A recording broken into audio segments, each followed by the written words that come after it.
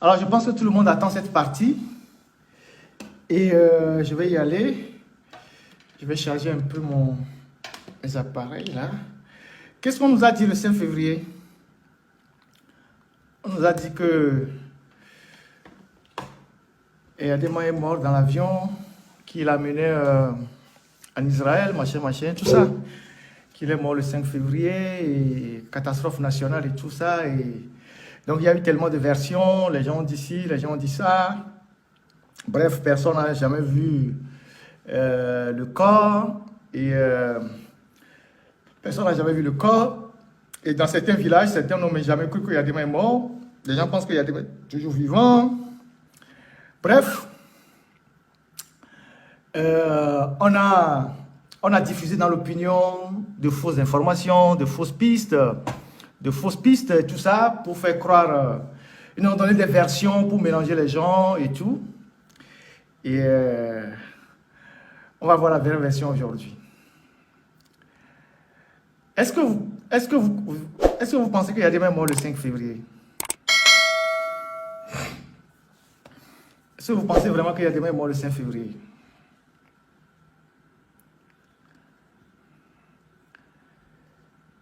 Est-ce que vous croyez qu'il y a des mains morts dans un avion?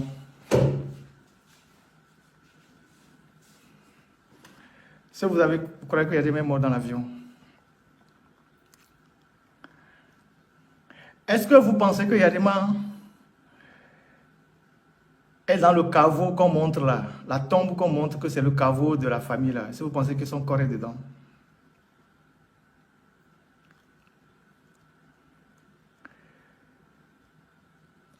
Eh bien, on va en parler.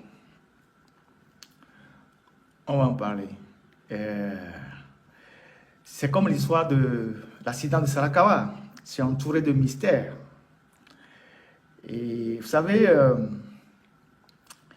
les dirigeants des régimes autoritaires, c'est des gens qui sont très fragiles, parfois même des gens des peureux. C'est parce qu'ils ont peur qu'ils tuent. C'est parce qu'ils ont peur qu'ils tuent. C'est des gens qui n'aiment pas qu'on leur inflige le traitement qu'ils réservent aux autres.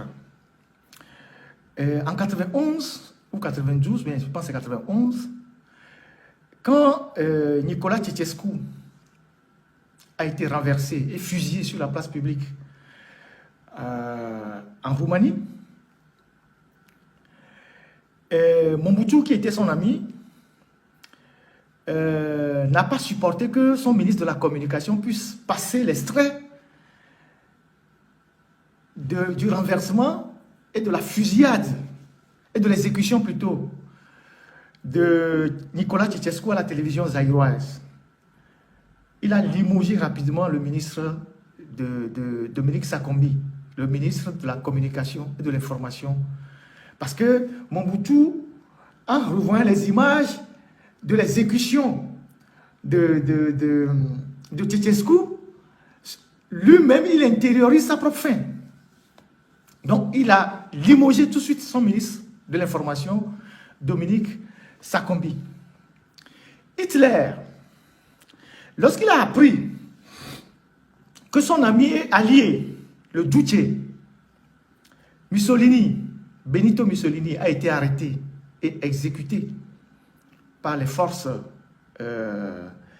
alliées et tout ça, en Italie, puisque Mussolini, il a été non seulement exécuté, mais les gens ont fessé son cadavre et ils l'ont traîné par terre.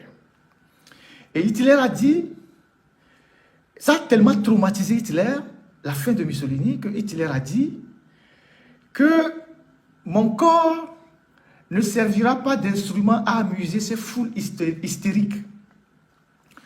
Mon corps ne servira pas d'instrument à amuser ces foules historiques.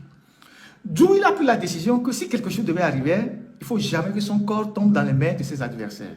C'est pour ça que quand ils se sont suicidés avec sa femme Eva Braun, et quand j'étais à Lomé, j'avais un très bon livre d'Eva Braun. Et Eva Braun, c'était la compagne de Hitler. Il y a un livre qui a été consacré à Eva Braun et leur chien. Et Hitler, quand les Alliés rentraient à Berlin et dans la résidence d'Hitler, il était déjà pratiquement consumé. Et donc, certains dictateurs sont comme ça. même dans la mort, ils ne veulent pas que les peuples qu'ils estiment avoir été leurs sujets viennent découvrir leurs cadavres. Donc, ils font tout pour partir dans le mystère, pour que le mystère reste le plus longtemps possible. Et Adéma n'est pas mort le 5 février. Il n'est pas mort le 5 février. Il n'est pas mort dans l'avion. Déjà, une semaine avant, 4 ou 5 jours avant, il était en très mauvaise forme. Et il avait annulé tous ses rendez-vous à Lomé 2. Et il était au camp, hérité. Et à l'époque, il y a beaucoup de jeunes, des étudiants, nos camarades de l'université qui avaient fait de l'entrée de Lomé 2 leur chambre, de leur amphi. Ils allaient lire les motions, ils rédigeaient les motions à tous ceux qui venaient rentrer là-bas. Donc les gens étaient là-bas, les gens avaient des rendez-vous, les gens étaient là. Et comment on les appelle même là? Nos camarades qui restaient sous les arbres là-bas, c'est des sachants, c'est eux qui écrivent les motions. Ils connaissent les termes que Yadema aimait. Donc quand les populations, les ressortissants de tel viennent, les ressortissants de tel viennent pour rentrer à l'Omé 2, c'est eux qui écrivent, c'est eux qui rédigent les motions. Ils les rédigent. Les bitosards, voilà. Donc, eux, ils étaient sous les arbres parce qu'on leur avait donné des rendez-vous. Les gens étaient là-bas, on a dit que le patron n'est pas là, il n'est pas là, il n'est pas là. Donc, il était déjà dans une situation un peu difficile. Donc, il était reclus au camp. Donc, mais il n'y avait rien d'alarmant qui puisse nécessiter que rapidement on puisse l'évacuer. Et donc, à son domicile, au camp là-bas, dans son appartement, il y a une douche avec une porte sécurisée. Et quand il est à l'intérieur de la douche, il n'y a que lui seul à l'intérieur qui puisse autoriser quelqu'un de l'extérieur à rentrer dans la douche. Quand il est dans la douche est bloquée. Donc, quand quelqu'un veut rentrer dans la douche, il faut que ce soit lui-même qui puisse faire les manœuvres pour que la personne rentre dans la douche. Et donc, dans la nuit du 3 au 4, il a dormi seul. Il a dormi seul. Et c'est le 4 au matin, que l'alerte a été donnée parce que l'eau de la douche coulait à ne pas s'arrêter. Donc les gens se sont dit, mais il se passe quelque chose. Donc c'est comme ça qu'on a défoncé la porte et on l'a retrouvé. Il était déjà mort dans sa douche, brûlé au 1er degré. C'est ça. C'était le 4, pas le 5, le 4. Alors, il ne fallait surtout pas que l'information soit ébruitée. Et donc, on a mis en place tout un scénario. On a appelé quelques proches. On a appelé des gens, quelques officiers, on a appelé quelques proches, des médecins. Et on a commencé par jouer tout un théâtre. Il était déjà mort, brûlé au 1er degré. Donc, on jouait au théâtre. On appelait des gens. Ah, le vieux est fatigué, il est agonisant, on a besoin de médicaments, on a besoin de coagulants, anticoagulants, on a besoin de tel appareil. Donc, les gens couraient dans tous les sens. C'était une diversion parce que, comme on l'a découvert le matin, à 4 heures, mort dans sa douche, son lavabo, je ne sais pas quoi, on ne pouvait pas le sortir rapidement pour l'envoyer au nord. Ça devait attirer la curiosité des gens au camp, parce qu'il faisait déjà jour. Donc, ils ont organisé un scénario et ils ont commencé par mettre les gens sur des fausses pistes. Qu'il est malade, qu'il est agonisant, il est ci, il est ça. On a même demandé à certains, est-ce que tu peux commander un avion médicalisé? Est-ce que tu peux faire ci? Est-ce que tu peux faire ça? Tu peux faire ça. Donc, chacun était sur une piste. Pendant ce temps, on réfléchissait. On réfléchissait à divers scénarios. On réfléchissait jusqu'à la tombée de la nuit. C'est-à-dire, le corps a été découvert le matin du 4, autour de 4h, 3h30, 4h. Et donc, il faisait déjà jour. Et donc, toute la journée du 4, on a joué ce scénario de diversion. Vous voyez, on a missionné les médecins, les gens, tout ça partout. Les gens couraient dans tous les sens. Et donc, jusqu'au soir. Une précision. Quand vous avez un chef d'État qui est agonisant, il est malade, il est agonisant. Un chef d'État, hein, ce n'est pas n'importe qui, un chef d'État qui est agonisant. Et qui est malade, agonisant, dans une situation où son pronostic vital est engagé. S'il ne peut pas être soigné dans son pays, vous avez toute une journée pour chercher un avion médicalisé et l'évacuer. C'est-à-dire, dans les 4 heures, 5 heures qui arrivent, un avion médicalisé arrive et le sort du pays. Mais on disait que Yadima était agonisant et qu'il fallait être à son chevet, le soigner. Mais aucun avion médicalisé n'est arrivé. Depuis le matin, le 4, très tôt le matin, jusqu'au soir. Et donc, le soir, ils ont fini de peaufiner leur stratégie. Ils ont décidé d'envoyer le corps à Kara, à Pia. Donc, ils ont bloqué l'aéroport autour de minuit, l'aéroport de Lomé. Ils ont bloqué l'aéroport, ils ont chassé tout le monde autour de minuit. Et ils ont mis le corps sur une civière dans un linceul blanc. Et ils ont mis le corps dans une ambulance pour amener à l'aéroport. L'ambulance qui souvent est dans le cortège des Yadema. Ils ont amené le corps. Donc, vers minuit, c'était déjà la nuit, donc loin des regards des gens. Donc, toute la délégation est rentrée dans l'avion, sa femme, les enfants et tout, ils sont rentrés dans l'avion, les médecins personnels, tout le monde est rentré dans l'avion, Pitan, tout ça. Je précise Pitan parce que c'est important, je vais en arriver là. Donc, ils arrivent à Kara, 45 minutes de vol, donc l'avion a décollé vers 1 heure à l'aéroport de Lomé, avec le corps dans l'avion présidentiel. Donc, quelqu'un qui est malade, toute la journée, on devait l'évacuer dans un avion médicalisé. On ne le met pas dans un avion présidentiel, c'est commercial. On met le corps dans l'avion présidentiel, on arrive à Kara, et on sort la dépouille de l'avion, et on amène la dépouille à Pia, dans la maison. Vous savez qu'à Pia, à côté du château, ou bien du caveau là, il y a une morgue là-bas. Il y a une chambre froide qui est une chambre froide d'une morgue qui est collée au caveau là-bas. Donc, dans la journée, avant que le corps soit ramené à Pia, dans les scénarios qu'ils étaient en train de faire, ils ont réussi à mettre la main sur 2 légistes ivoiriens. Les légistes, c'est généralement à la limite les médecins thanatopracteurs. Les thanatopracteurs. Donc, ils ont mis la main sur des légistes ivoiriens et ils ont dépêché le Fouquet pour aller chercher les 2 légistes ivoiriens. Donc, ils ont ramené le corps à Pia et ils ont mis le corps dans la chambre froide qui sert de morgue. Il y a une morgue privée là-bas et tout ça. Et Roch et Toyi sont restés à côté du corps avec les médecins légistes. Donc, quand ils sont arrivés à Niamtougou, c'est une partie de la délégation qui était dans l'avion qui a amené le corps à Pia. L'autre partie était restée dans l'avion. Donc, quand ils ont déposé le corps, le reste, donc, Roch et Toyi sont restés avec les légistes auprès du corps. Le reste de la délégation est reparti dans l'avion. Donc, ils ont simulé un vol.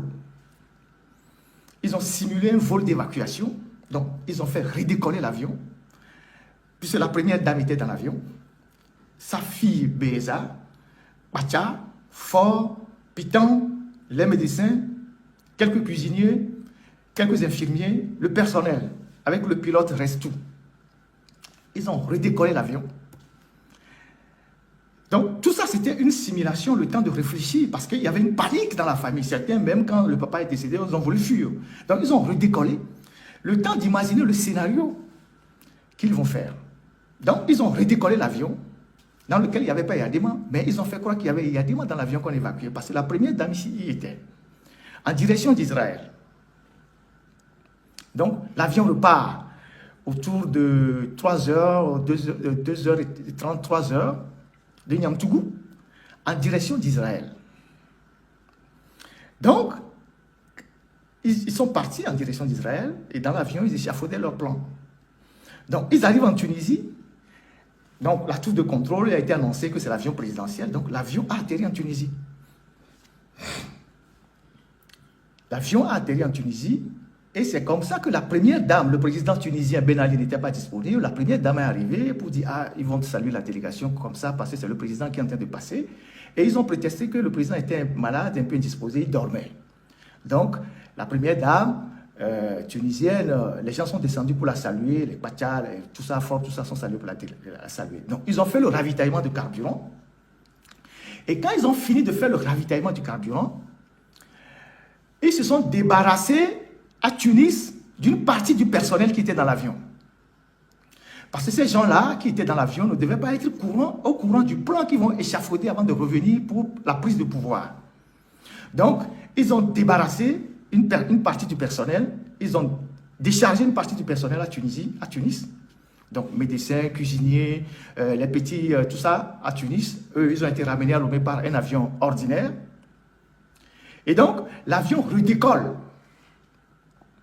Donc, quand ils se sont ravitaillés, et ils ont débarrassé l'avion de cette partie du personnel, pour qu'il n'y ait pas des regards indiscrets quand ils vont monter leur plan dans l'avion, l'avion redécolle. Direction Niamtougou. Donc, ils ne sont plus partis en Israël. Ils sont revenus à Niamtougou, où ils ont atterri autour de 11h, 11h30, à l'époque, 11h30, je pense, l'avion a atterri à Niamtougou.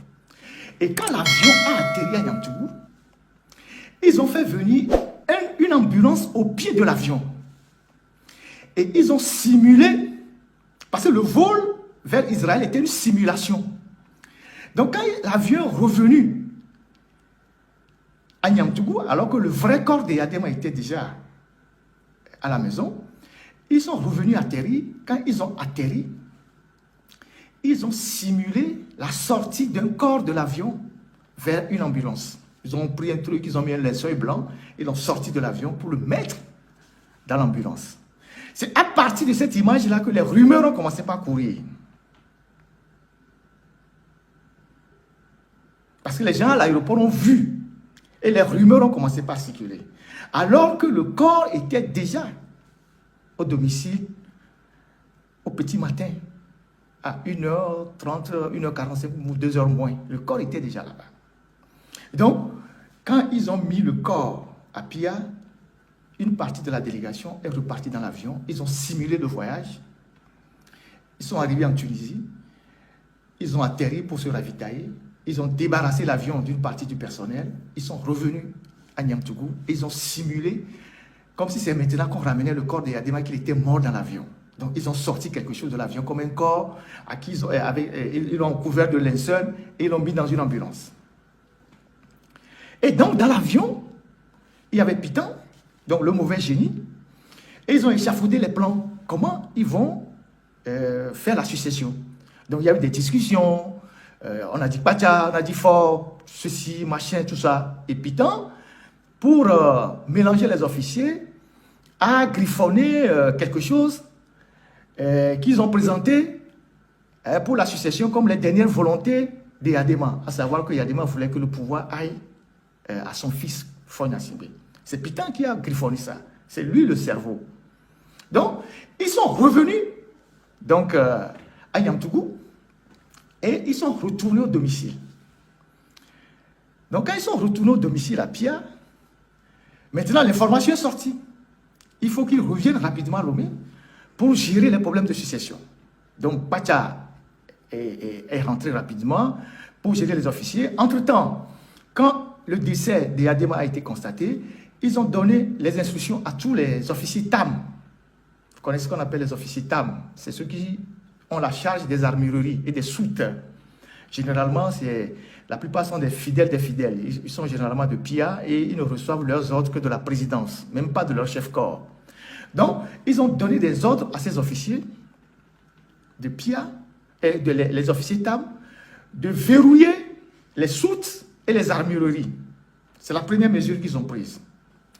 La deuxième mesure, quand maintenant le décès a été, les rumeurs ont commencé, Félix Katanga, qui dirigeait la FIR, on l'a chargé de mettre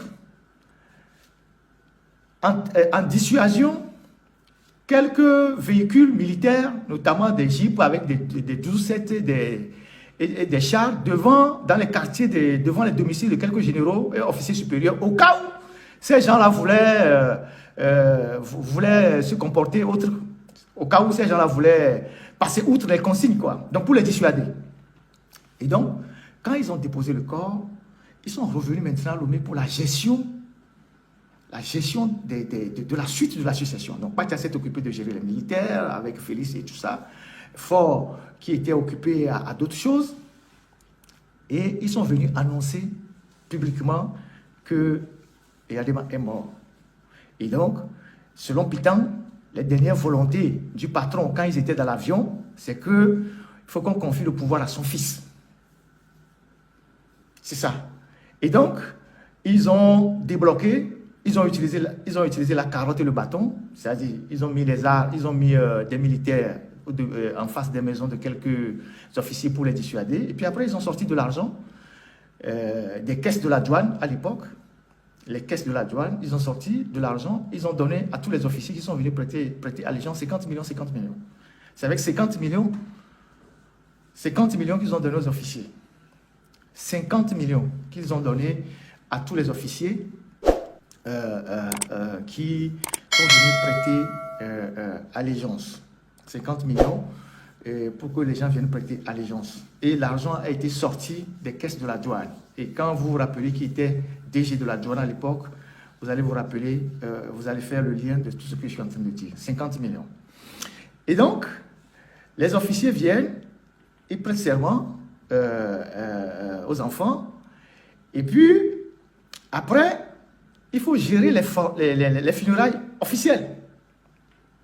Donc, pour les funérailles officielles, on a mis des trucs dans un cercueil factice. Il n'y avait pas de mort dedans. On a mis des trucs dans le cercueil qu'on a amené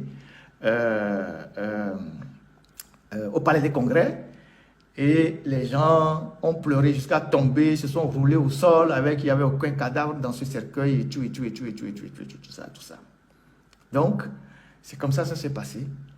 Et après, ils ont procédé dans l'intimité totale à l'enterrement d'Eyadema dans une tombe traditionnelle.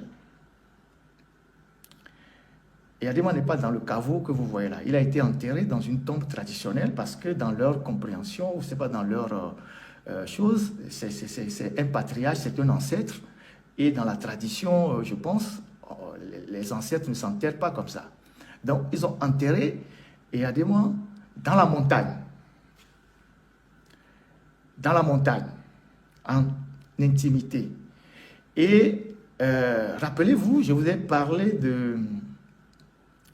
d'un cours d'eau qui descend d'une montagne et qui passe derrière le vestibule de Gnassingbé, autour duquel Eyadema faisait beaucoup de mystères. Vous savez, Eyadema, il est toujours resté mystérieux. Eyadema avait un lien particulier avec tout ce qui est fétichisme et tout ça. Et ce cours d'eau qu'on appelle Aoyo a servi à Eyadema à baptiser la boisson Aoyo.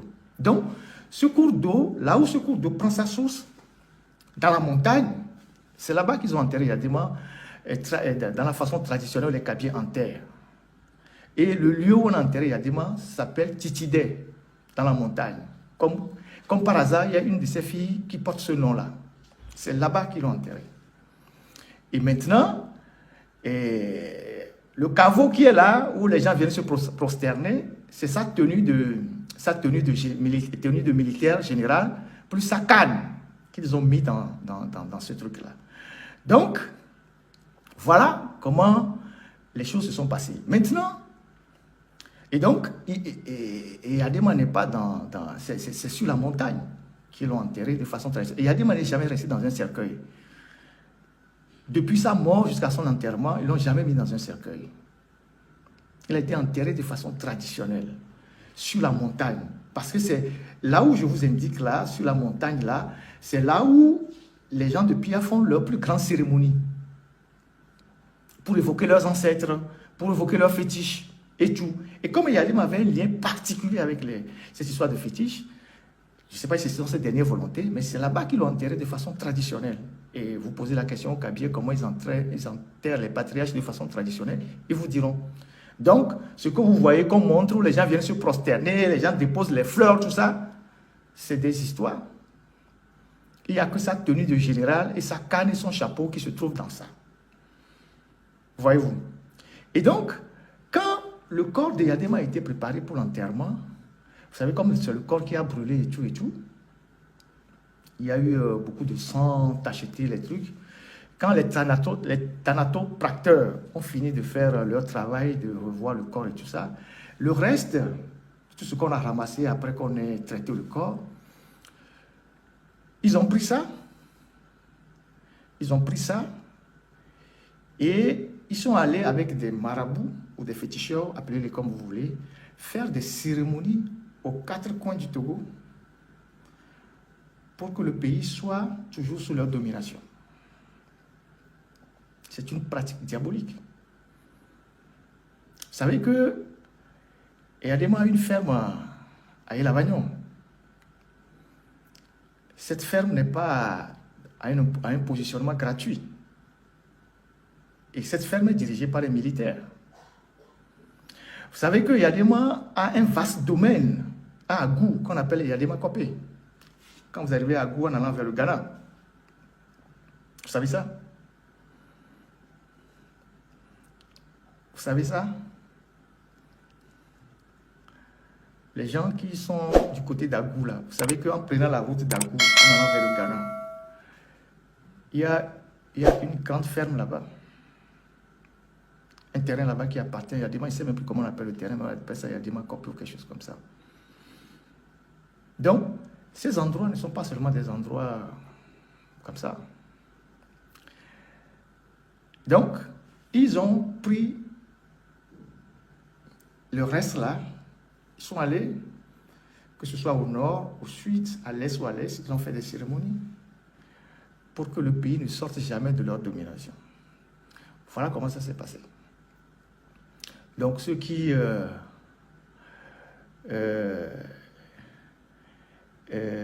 cherchent, voilà, il y a quelqu'un qui me dit qu'un pays cabien, je fais ça dans le commentaire, qu'on enterre sans cercueil les patriarches. Je vais lire ça tout à l'heure.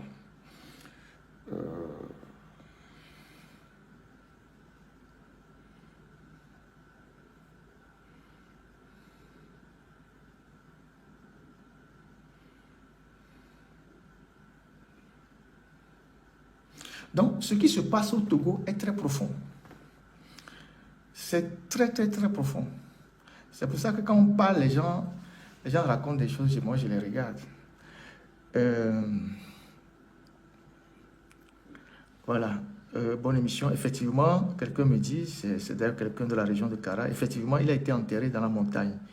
Et mon vieux était là.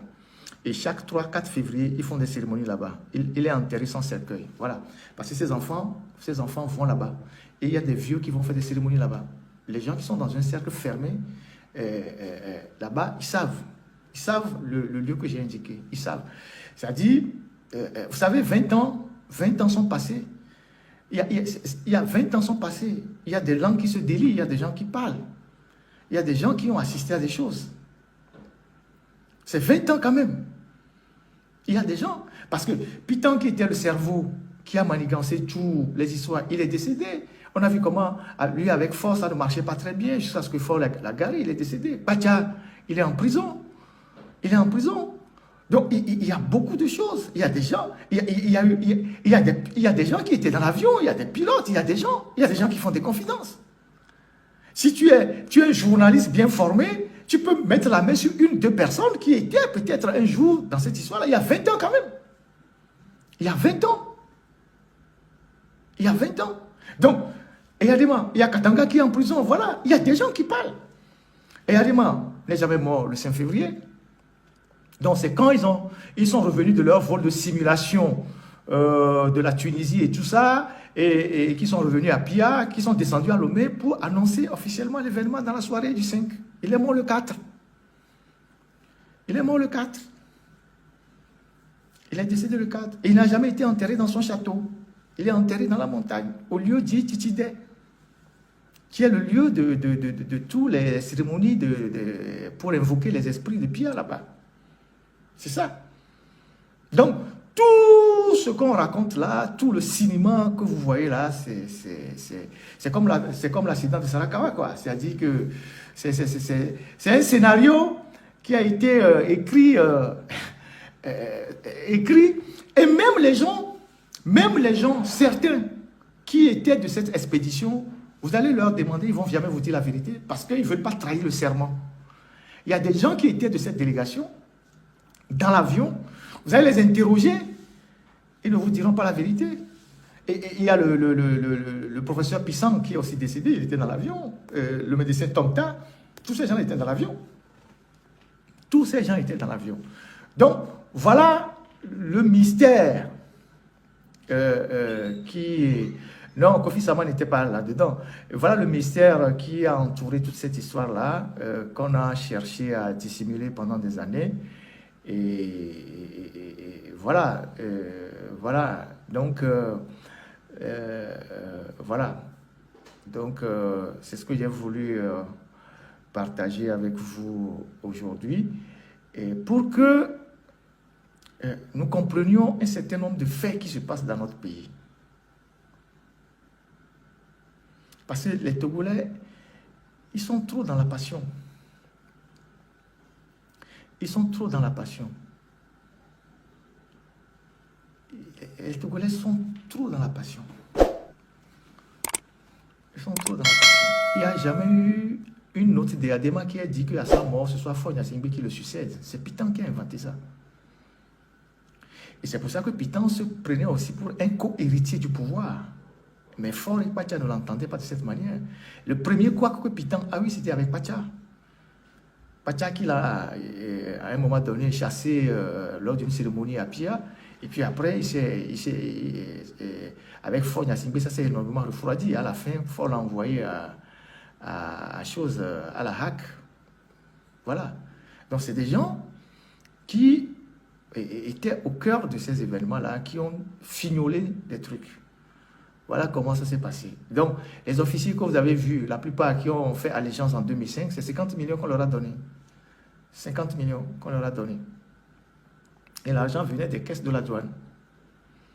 Donc, voilà comment les choses se sont passées il y a 20 ans.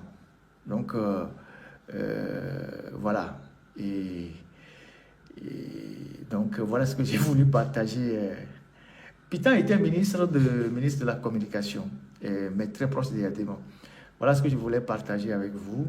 Et ce que je vous dis là, il y avait même plein de gens, d'officiers, des gens proches qui ne savaient pas. Parce que ça a été tellement protégé.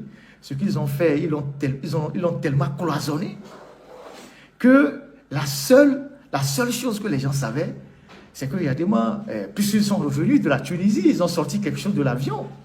Sur l'aéroport de Niamtougou, tout le monde a vu, donc les gens pensaient que c'est Yadema qui est revenu mort, qu'on sortait de l'avion. C'était une simulation. Il était déjà à son domicile, où on avait mis dans la morgue et que les légistes ivoiriens, les thanatoprateurs s'occupaient du corps, parce que le corps a brûlé au premier degré. C'est ça la réalité. Donc, voilà ce que j'ai voulu partager aujourd'hui avec vous.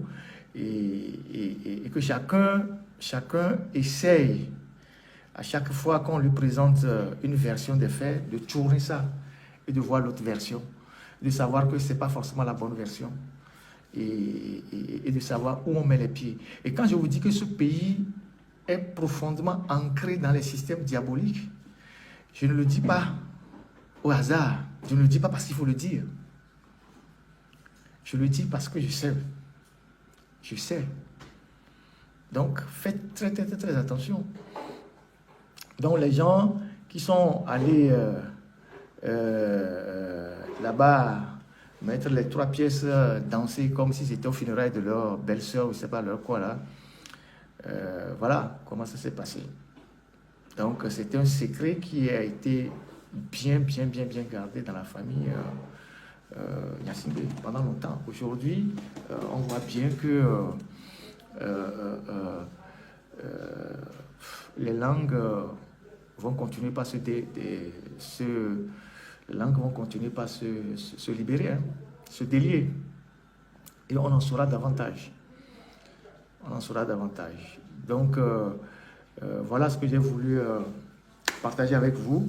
Le live d'aujourd'hui, on est déjà à 2h20. Je pense qu'on a dit l'essentiel. Les gens attendaient cette partie de l'histoire et je me suis promis de vous la raconter. Voilà, donc voilà la partie de l'histoire. Et donc, en conclusion, Yadema n'est pas mort le 5, il est mort le 4. Il n'a jamais été évacué. Il n'est jamais monté dans un avion. Et il n'est pas enterré dans le caveau qu'on montre. Et puis ensuite, voilà, c'est ça. C'est tout. On l'a enterré sur la montagne. C'est ça. C'est ça la réalité. Donc si demain, on vient vous dire, ah, et voilà, il faut dire, non, c'est faux. Et c'est normal, parce que même dans nos traditions, il y a des patriarches. Ils ont leur tombeau, mais ils ne sont pas dedans. Ce n'est pas une manœuvre. Non, c'est des choses qui existent dans la tradition. On ne la découvre pas. On ne la découvre pas, en fait. C'est pas comment dire ça. C'est pas une manœuvre qu'ils ont faite. C'est pas quelque chose d'illégal. Je ne sais pas comment dire. Ça existe dans la tradition. Les rois, on les enterre ailleurs, mais on fait un tombeau pour eux. Et c'est ce tombeau-là qu'on montre aux gens. Mais eux-mêmes, leur corps est ailleurs. Ce n'est pas nouveau. Et c'est comme ça, c'est ce qu'ils ont fait à Yadema. Donc, tous ceux qui sont ancrés dans la tradition, qui sont initiés, ils le savent. Que quand un roi meurt, un chef meurt dans nos localités, on ne voit jamais sa tombe. Mais on érige une tombe symbolique devant laquelle les gens viennent se recueillir, se prosterner, alors que la dépouille même, elle dort ailleurs. Donc voilà, ce n'est pas des choses à incriminer, c'est la tradition, c'est ça. Voilà ce que je voulais dire. Donc voilà ce que j'ai voulu partager avec vous. Et donc, non, je ne peux pas, pour faire un résumé en EV, c'est long parce que je suis très fatigué. Vous savez, parler 2h30 sans document, rien du tout, avec des idées en tête, c'est pas évident. C'est pas évident. Donc, je vais dire 2 ou 3 mots. Il y a des gens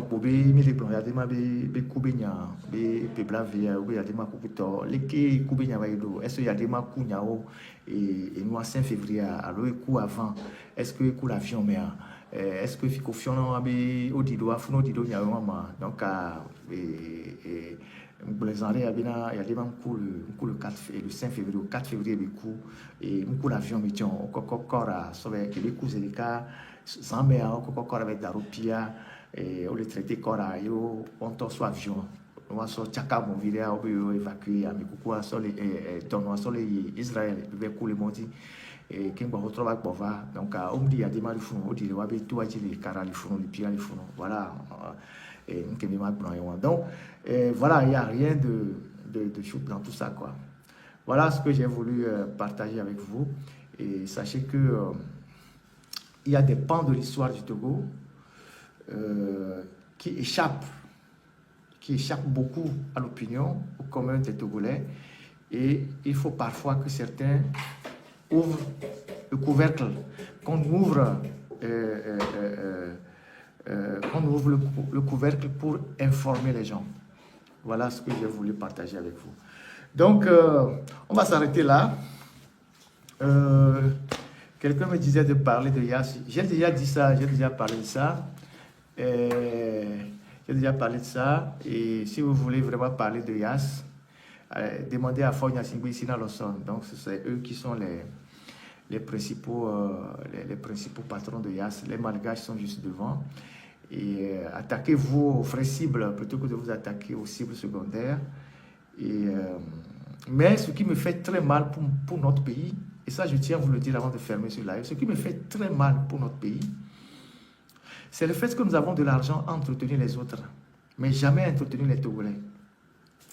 Il y a quelques militaires qui m'ont envoyé des messages pour me dire « Ferdinand, il faut parler des conditions des militaires, tout ça. » J'ai dit « Mais j'ai déjà parlé de ça. Que non, il faut que tu parles des conditions des militaires pour qu'on augmente nos salaires. » J'ai dit « Mais si vous voulez qu'on augmente vos salaires, vous avez les armes, vous savez quoi faire. C'est vous qui avez les armes. Mais moi, je vais parler de vous. Demain, vous allez taper les civils. Demain, on va vous envoyer pour taper les civils. Mais nous, on se plaint pour vous. Mais demain, quand on vous envoie pour taper les civils, vous êtes les premiers à aller taper les civils.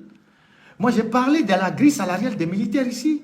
J'ai dit combien ils gagnaient. J'ai dit les conditions de vie des militaires, même après leur retraite. Ils disent, il faut que moi je parle pour qu'on augmente leur salaire.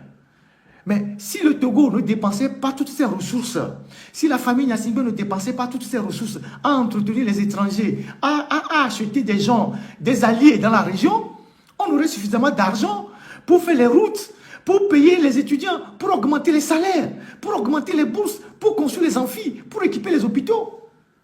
Est-ce que quelqu'un s'est fait la moindre idée de tout ce qu'on a dépensé pour les 20 ans de Yadema, tout ce qu'on a fait venir? Le Togo a pris un avion spécial pour aller chercher les gens. Les Koukouni Oudé, on allait les chercher au Tchad. Les Yahi Boni, on allait les chercher par avion. Un avion, quand un avion décolle et atterrit, ça coûte excessivement cher. Mais vous avez des écoles à Lomé, des lycées qui n'ont pas de toit. Allez à EPP, à Tikpa, Kagounou là-bas, vous avez des salles de classe qui n'ont pas de toit. Donc c'est ça qui me fait moi très mal. Parce que nous avons des ressources dans notre pays qu'on ne met pas à la disposition de nos populations. Les Togolais n'en profitent pas, mais on prend ces ressources-là, on entretient des étrangers pour avoir le pouvoir. Mais c'est un manque de patriotisme incroyable, criard. Moi, c'est ça qui me fait très mal. C'est pour ça que je dis, tous ceux qui profitent du Togo pour leur ventre, ou je ne sais pas quoi, moi je ne me plains pas pour eux. Je ne me plains pas de leur pays. Et je ne vais jamais me plaindre de leur pays. Moi aussi, je vais chercher demain, je vais prier que demain, un président qui arrive interdise aux étrangers d'acheter des terrains au Togo. Pour que tous ceux qui ont acheté des terrains, on puisse les déposséder de leurs terrains et qu'on leur redonne à nos frères. Si tu as falsifié la nationalité togolaise pour acheter un terrain, on va te demander où est-ce que tu as trouvé ça. Moi aussi, je prie qu'on ait un dirigeant comme ça. Un dirigeant nationaliste. Le nationalisme n'est pas... le nationalisme ou bien... Je n'aime pas trop l'expression nationaliste, j'aime le patriotisme, mais être patriote, c'est quelque part protéger ses citoyens. Donc moi aussi, je prie pour que demain, les gens qui ont pris les terres dans les villages, chez nos frères, nos soeurs, les gens qui ont vendu les terres, qu'on les récupère, qu'on redonne les terres à nos frères. Au nom de quoi certains... On interdit à certains, quand vous arrivez dans certains pays, d'acheter les terrains, et eux, ils viennent chez nous, ils achètent des terrains. Au nom de quoi? Donc c'est nous qui sommes les plus cons de la région. C'est nous qui sommes les plus idiots de la région. C'est nous qui refusons d'ouvrir nos cerveaux dans la région. Mais ne perdez jamais de vue, ne perdez jamais de vue que le Togo est un bout de territoire. Nous sommes déjà à 8 millions de Togolais. Nous sommes déjà à 8 millions de Togolais. Il arrivera un moment où on sera tellement nombreux qu'on ne pourra pas se tenir dans ce bout de territoire. Donc nous avons intérêt à préserver nos terres. C'est pour ça que les premiers leaders de l'indépendance ont voté la loi que le Togo est tellement petit qu'on ne doit pas céder les terres aux étrangers. C'est la vision qui est derrière ça. Si le Rwanda attaque aujourd'hui la RDC, au-delà de tout le complot international, en partie, c'est parce que la population rwandaise de 13 millions n'arrive pas à tenir sur 26 000 km². Ils ont besoin d'espace de vie, de territoire de survie. Donc aujourd'hui, quand vous prenez le Togo, les terres ont déjà quitté les premiers propriétaires. La plupart des terres au Togo ont déjà quitté les premiers propriétaires.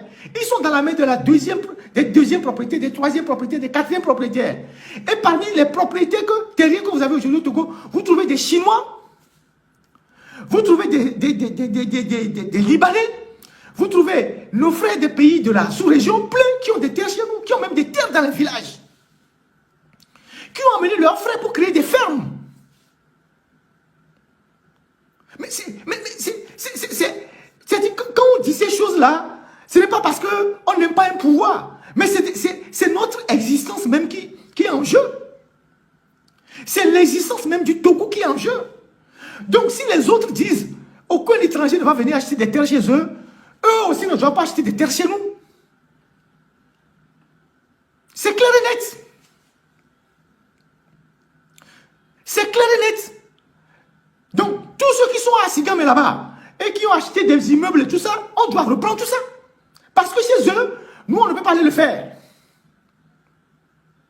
Nous on ne peut pas aller le faire chez eux. On ne peut pas aller le faire chez eux. Et je ne comprends pas pourquoi les Togolais ne prennent pas ce problème à bras le corps, ne se rendent pas compte de la gravité de ce qui se passe. Que Quand on le dit, on dit, ah, peut-être que vous êtes contre certains dirigeants qui sont de l'autre côté, c'est pour ça que vous parlez comme ça. Mais vous n'avez pas deux territoires.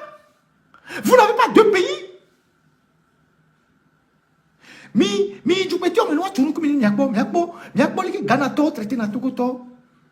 Alors que Berika Komiduna, mi Bénin ni Miakpo, mi Nigeria ni Miakpo,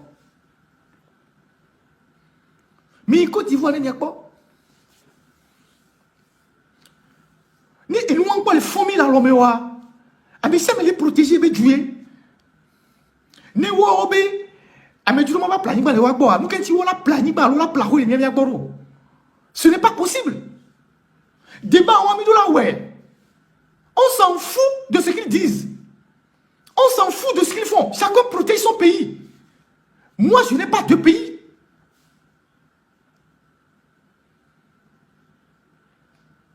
Normalement, quand on est panafricain, on ne doit pas empêcher un Africain d'acheter des terres dans un autre pays africain. C'est ça la réalité. Les Myriam Makeba, quand ils ont eu des problèmes en Afrique du Sud, ils sont partis rester en Guinée, ils ont eu la nationalité guinéenne, ils ont acheté des maisons. Quand on est panafricain, on ne peut pas dire qu'un Africain ne peut pas aller acheter un terrain dans un autre pays africain. Les gens vous disent ça les yeux dans les yeux. Et vous, vous riez, vous les embrassez. Mais les fous comme les dia. Mais fous comme il a dit. Mais moi je ne comprends pas.